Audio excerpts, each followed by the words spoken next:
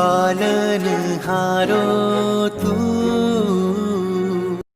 Hi student, आज हम हिंदी में चैप्टर 9 ममता का अभ्यास करेंगे, जिसके लेखक है जयशंकर प्रसाद द्विवेदी। तो पहले हम उनका परिचय प्राप्त करते हैं। जयशंकर प्रसाद का जन्म 30 जनवरी 1889 में वाराणसी में हुआ। प्रसाद जी मूलतः कवि है, यानी जो जयशंकर प्रसाद जी है उन्होंने ज़्यादातर कविताएं लिखी हुई है, यानी कि वो मूल रूप से तो कवि है, लेकिन कविताओं के लिखने के साथ साथ उन्होंने कुछ गद्य साहित्य भी लिखा है। जैसे कि उन्होंने नाटक, कहानियाँ, निबंध और उपन्यास भी लिखे हैं।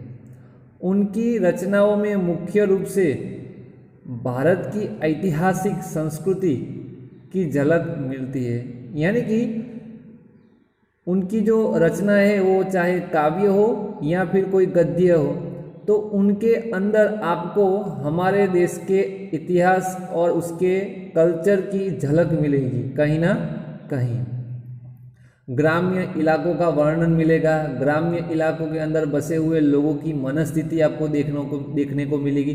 तो ये सारी की सारी जो बातें हैं तो वो उनकी इन रचनाओं में आपको देखने को मिलेगी। उनके प्रमुख नाटक है, यानी कि उनके जो प्रसिद्ध प्रमुख जो नाटक है वो 3 नाटकों के नाम यहाँ पे दिए हुए हैं, चंद्रगुप्त, स्कंदगुप्त और ध्रुव स्वामी। तो ये उनके प्रमुख 3 नाटक है। इसके अलावा कामायनी उनका सुप्रसिद्ध महाकाव्य है, यानी कि काव्य से बड़ा। तो ये जो महाकाव्य है कामायनी, जो उनका सबसे प्रसिद्ध और बहुचर्चित महाकाव्य है। उनका निधन 14 जनवरी 1937 को हुआ था। तो अब जयशंकर प्रसाद जी के बारे में जानकारी प्राप्त करने के बाद हम इस ममता कहानी के बारे में जानेंगे कि तो इस कहानी में क्या है। तो उसकी बेसिक कुछ बातें जो है वहाँ यहाँ पे प्रस्तावना में दी हुई है। जयशंकर प्रसाद द्वारा रचित इस कहानी की नायिका ममता है, यानी कि इस कहानी का मुख्य पात्र कौन है, तो वो है ममता। ममता विधवा है, यानी कि जो ममता है उसके पति की मृत्यु हुई है, वो बहुत छोटी उम्र की है। रोहतास दुर्ग के मंत्री चूड़ामणि अपनी इस एकमात्र स्नेहपालिता पुत्री के दुख से अत्यंत दुखी है। यानी कि रोहतास दुर्ग यानी किला, तो जो रोहतास किला है उसके मंत्री है, और ममता उन मंत्री की, यानी कि चूड़ामणि जो रोहतास दुर्ग के यानी किले के मंत्री है, उनकी एक बेटी है जो एक है, उनकी एक लौती औलाद है। और वो भी क्या है, आज दुख भरी स्थिति में। क्यों? क्योंकि युवानी में वो विधवा हो गई है, तो इसके कारण वो बहुत ही दुखी रहते हैं। वे उसका भविष्य सुरक्षित करने का प्रयास करते हैं। वे चाहते हैं कि आज तो वो जिंदा है तो अपनी पुत्री का ध्यान रख पा रहे हैं, उसकी सारी ज़रूरतें पूरी कर पा रहे हैं, लेकिन अगर वो कहीं नहीं रहे तो फिर उनकी पुत्री जो है उनका भरण पोषण कैसे कर पाएगी। तो उसके लिए वो प्रयास करते हैं, किंतु पिता द्वारा भिजवाए स्वर्ण उपहारों को ममता लौटा देती है। और उसकी मदद हो तो उसके लिए उसके पिता चूड़ामणि जो है वो ममता के पास स्वर्ण उपहार भेजते हैं, लेकिन ममता उन स्वर्ण उपहारों को स्वीकारती नहीं है और उसके पिता को वापस लौटा देती है। डोलियों में छिपकर बैठे पठान सैनिकों ने अगले ही दिन दुर्ग पर अधिकार कर लिया। और एक दिन ऐसा होता है कि जो पठान सैनिक थे वो डोलियों में छिपकर आए महिलाओं के वेश में, और उन्होंने पूरे किले को जीत लिया और अपना अधिकार जमा लिया। और उनके साथ लड़ाई में चूड़ामणि वहीं मारे गए, किंतु ममता वहां से सुरक्षित काशी के उत्तर में स्थित एक विहार में जा पहुंची और वहीं रहने लगी। और उसी दिन ऐसा हुआ कि उन पठान सैनिकों के साथ हाथापाई हुई और तलवारें खींची गई, और तलवारों के युद्ध में चूड़ामणि वहीं पर मारे गए। लेकिन ममता कहीं से अपनी जान बचाकर पठान सैनिकों से अपने आप को, पठान सैनिकों की आंखों से अपने आप को बचाते हुए वो एक सुरक्षित स्थान था एक सुरक्षित स्थान था काशी का, जो काशी के उत्तर में था। तो वहाँ पे एक विहार गुफा यानी कि विहार धाम यानी कि जहाँ पे बौद्ध साधु प्राचीन समय में अपने अलग अलग कार्य और साधना करते थे, तो वो एक वीरान खंडेर था, ऐसा विहार स्थान था। वहाँ पर वो जा पहुँची और वहीं पर वो छुपे वेश में रहने लगी, यानी कि छुपकर रहने लगी। लंबा समय बीत गया, यानी कि कई साल बीत गए। अपनी झोपड़ी में बैठी ममता दीपक के आलोक में यानी कि प्रकाश में पाठ कर रही थी कि एक भीषण और आहत आकृति ने आश्रय मांगा। यानी कि एक दिन शाम के समय ममता अपनी झोपड़ी में दीपक के प्रकाश में यानी कि दिए के प्रकाश में कुछ मंत्र पढ़ रही थी। तभी अचानक कोई भीषण यानी कि भयंकर और बहुत ही थके हुए आकृति वाला यानी आकार वाला एक मनुष्य ने उससे आश्रय मांगा, यानी कि मदद मांगी कि तुम मुझे एक रात के लिए यहाँ पे रहने दोगी। ममता बेचारी अकेली औरत थी और ये कोई अनजान आदमी था, तो वो पहले तो संकोच हुआ कि मैं ऐसे इसको कैसे यहाँ पे रख सकती हूँ। लेकिन उसने सोचा तो मैं तो एक ब्राह्मण स्त्री हूँ और मुझे तो अपने आतिथ्य सत्कार जो मेरा धर्म है उसका पालन करना चाहिए। फिर भी उसने क्या किया, संकोच पूर्वक, उसे संकोच था, थोड़ा डर था, लेकिन अपना जो धर्म था उसे निभाने के लिए उसने फिर मना किया नहीं। और ममता ने अतिथि धर्म का पालन करते हुए उस पथिक को आश्रय दिया और वह पथिक वहीं पर रुका। वह पथिक और कोई नहीं हुमायूं था, यानी कि अकबर के पिता हुमायूं थे, वो कोई और नहीं था, जिसने सुबह होने पर अपने एक सैनिक मिर्जा को इस रुद्ध की टूटी झोपड़ी बनवाने का आदेश दिया। और दूसरे दिन सुबह हुमायूं ने अपने सैनिक जिसका नाम था मिर्जा को आदेश दिया कि तुम इस जो ये टूटी फूटी झोपड़ी है उसे अच्छी मरम्मत करके यहाँ पे अच्छा इसको रहने के योग्य मकान बना देना। ममता अब 70 वर्ष की हो चली थी। अब उस घटना को हुए 70 वर्ष बीत गए और वह बुढ़िया बन चुकी है, यानी कि ममता वृद्धा हो चुकी है। अचानक यानी कि कई साल बीत गए और ममता बहुत ही वृद्ध हो चुकी है अब। और अचानक एक दिन क्या हुआ, वो अभी बीमार है और एक चारपाई में पड़ी हुई है और अचानक उसे एक अश्वारोही की आवाज़ सुनाई, यानी अश्वारोही यानी कि घुड़सवार की उसको आवाज़ सुनाई, जो किसी के पास किसी का पता पूछते हुए आ रहा था, जो उसकी झोपड़ी के बारे में पता पूछ रहा था। ममता उस मुगल अश्वारोही को वह स्थान सौंपकर अनंत यात्रा पर चली गई, यानी कि वो अनंत यात्रा पर जाने की, यानी कि वो मर गई, उसका देहांत हो गया।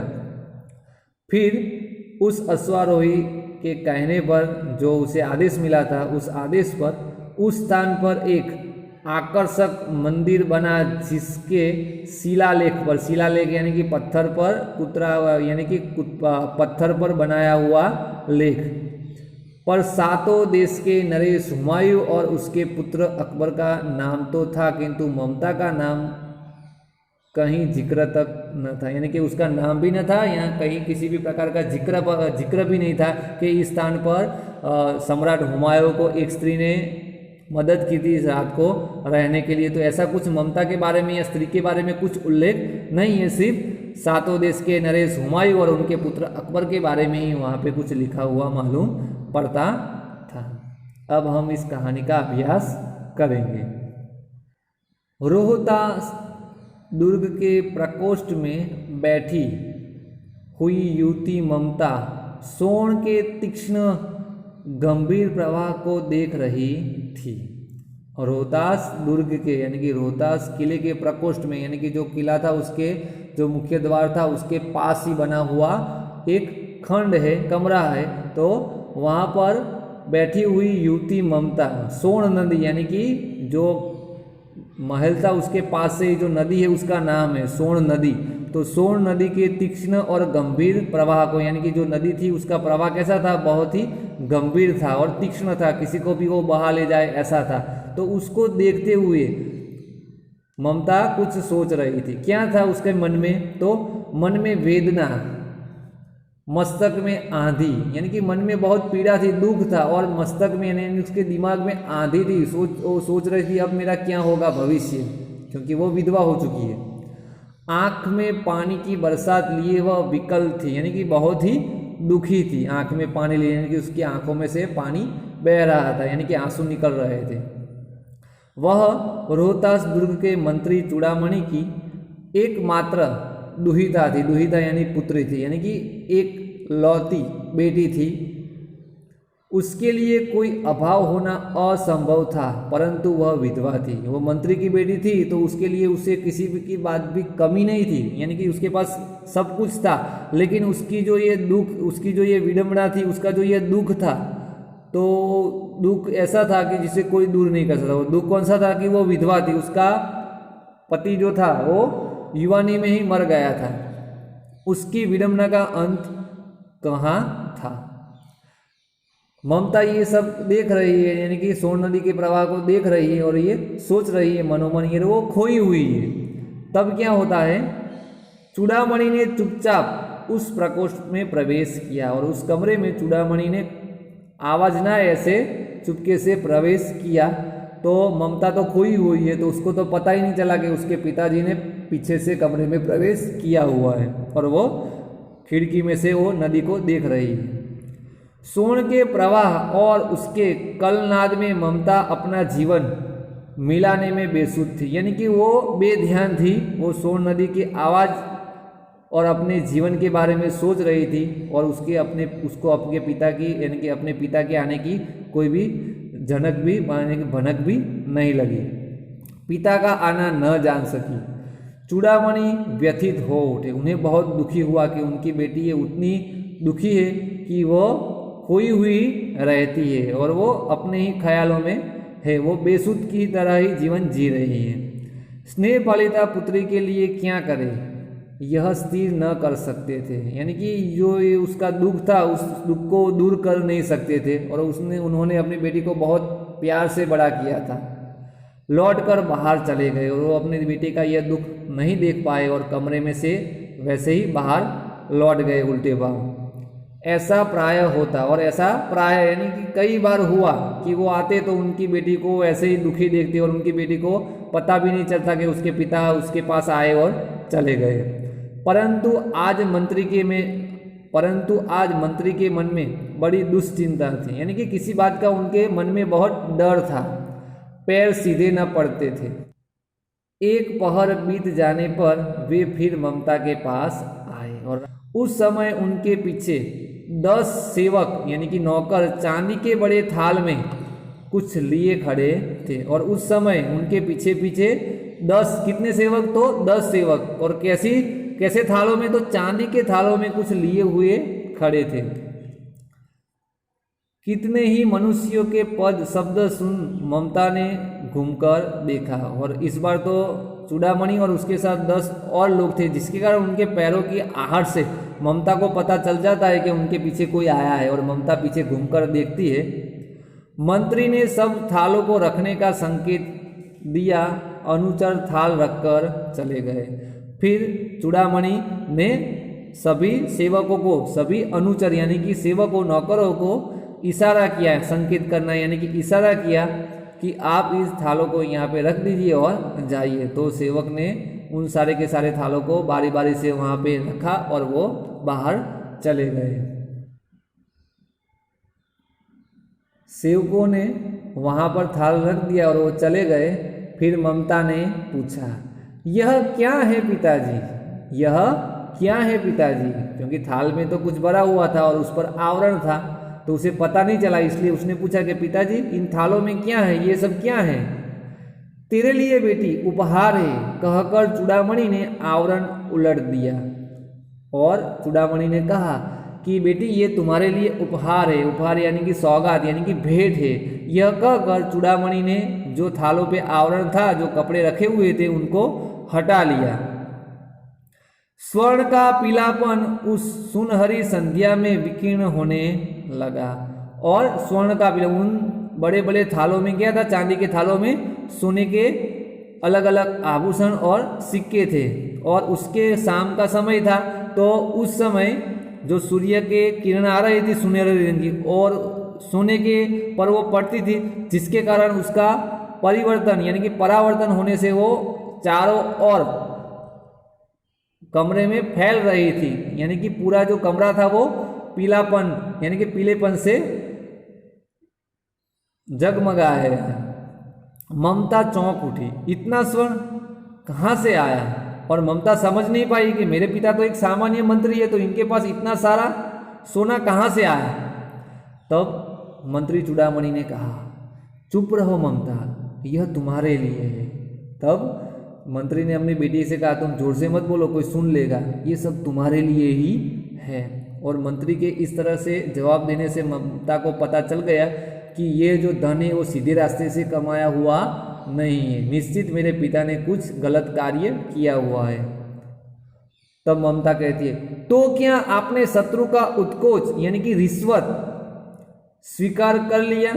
यानी कि आपने इस दुर्ग के जो शत्रु थे उनके साथ हाथ मिला लिया और इस राजा के साथ आपने विश्वासघात किया और उनके पास से आपने उत्कोच के रूप में, रिश्वत के रूप में ये सारा धन प्राप्त किया है। पिताजी यह अनर्थ है, अर्थ नहीं है, यानी कि पिताजी ये गलत है, आप जो ये कर रहे हैं वो बहुत सही नहीं है। लौटा दीजिए पिताजी, हम लोग ब्राह्मण हैं, इतना सोना लेकर क्या करेंगे? और ममता कहती है, वो कहती है कि पिताजी इतना सारा धन लेकर हम क्या करेंगे, हम तो ब्राह्मण हैं और हमें तो कहीं से भी कोई भी राजा अगर ये यहाँ से हमें निकाल दिया जाएगा तो हम कहीं और राज्य में जाकर अपना गुजारा कर लेंगे, लेकिन अब राज्य के साथ इस तरह से दगाबाजी मत कीजिए। चूड़ामणि कहते हैं कि इस पतन उन्मुख प्राचीन सामंत वंश का अंत समीप है बेटी। चूड़ामणि कहते हैं कि बेटी अब मैं उत्कोच लूँ या ना लूँ, मुझे पता है कि इस सामंत वंश का अंत समीप है, यानी कि ये पतन उन्मुख यानी कि इसका पतन नजदीक ही है। किसी भी दिन शेरशाह रोहतास दुर्ग पर अधिकार कर सकता है। उस दिन मंत्रित्व न रहेगा और फिर शेरशाह यहाँ पे जीत हासिल करेगा, तब मेरे पास ये मंत्री पद नहीं रहेगा, तब के लिए है बेटी। और तब ये धन ही हमें काम आएगा, कहीं हमें निकाल दिया जाएगा तो हम कहीं और जाएंगे तो भी हमारे गुजारे के लिए ये धन काम आएगा।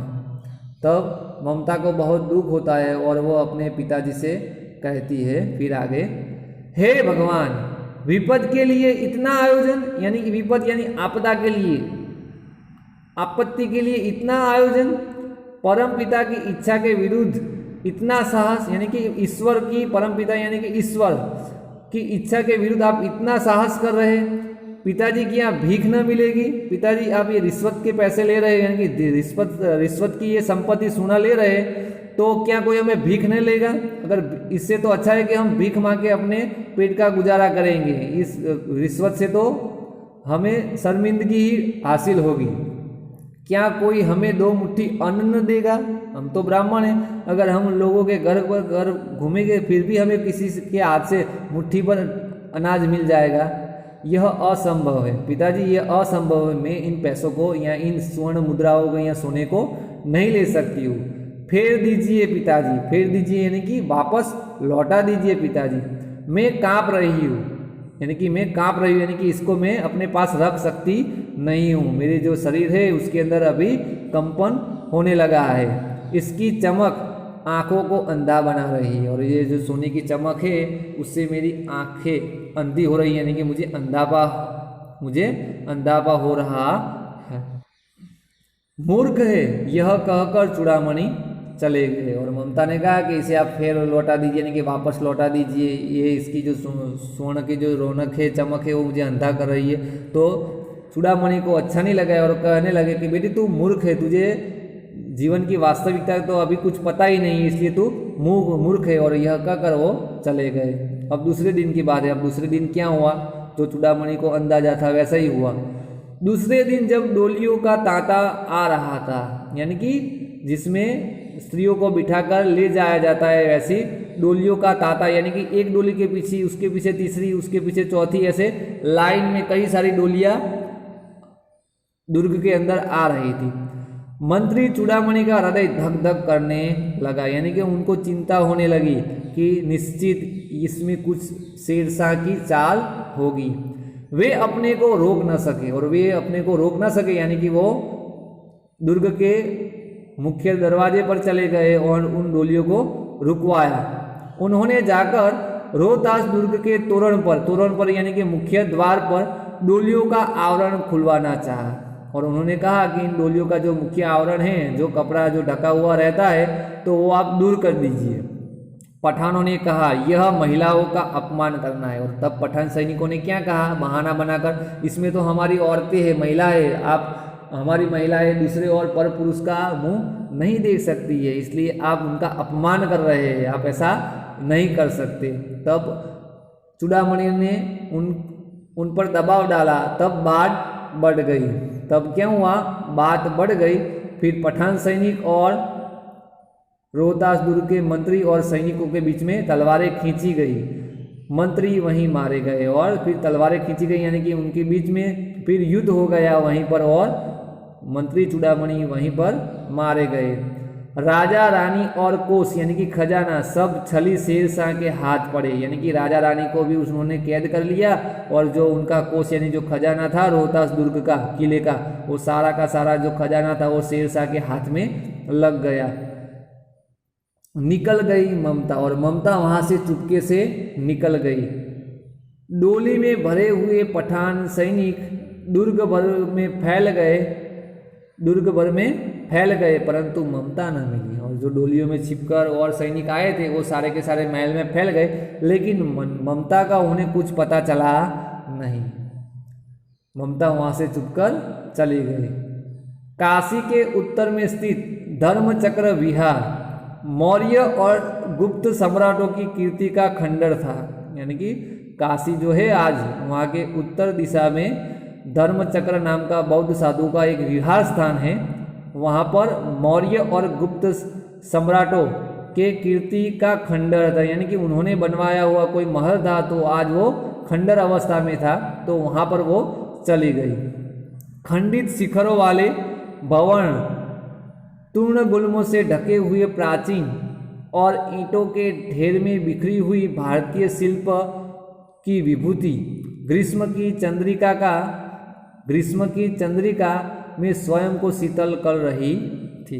यानी कि ये जो खंडहर था तो उसका ऊपर का जो शिखरों वाला जो भवन था, तो वो तूर्ण गुल्मों से यानी कि घास और अलग अलग तरह की बेलियों से ढका हुआ था, और उसकी जो ईंटें थी वो ढेर बन चुकी, यानी कि वो ईंटों के ढेर में, यानी कि वो अभी टूटा हुआ है, यानी कि उसकी जो ईंटें थी वो बिखरी बिखरी कहीं फैली हुई थी, और उसके अंदर जो शिल्प कृतियाँ थी अलग अलग, तो वो सभी दिखाई दे रही थी, और वो सभी ग्रीष्म की चंद्रिका में यानी कि ग्रीष्म ऋतु की चंद्रिका में यानी कि चांदनी रोशनी में स्वयं को शीतल कर रही थी, यानी कि उस जगह का यहाँ पे वर्णन किया हुआ है।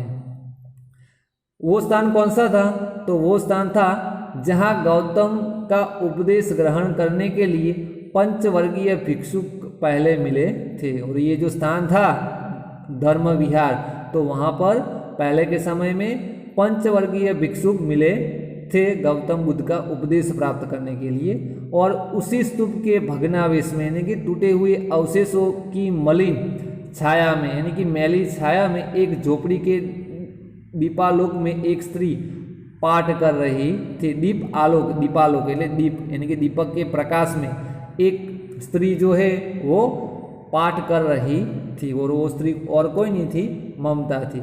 फिर आगे क्या होता है तो वो हम आगे के पार्ट में देखेंगे। बाय।